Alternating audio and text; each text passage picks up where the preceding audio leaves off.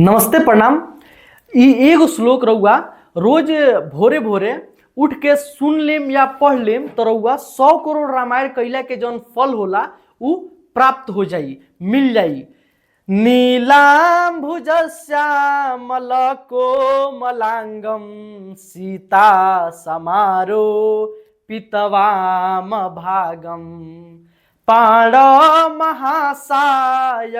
चारुचापं नमामि रामं रघुवंशनाथं नमामि रामं रघुवंशनाथम।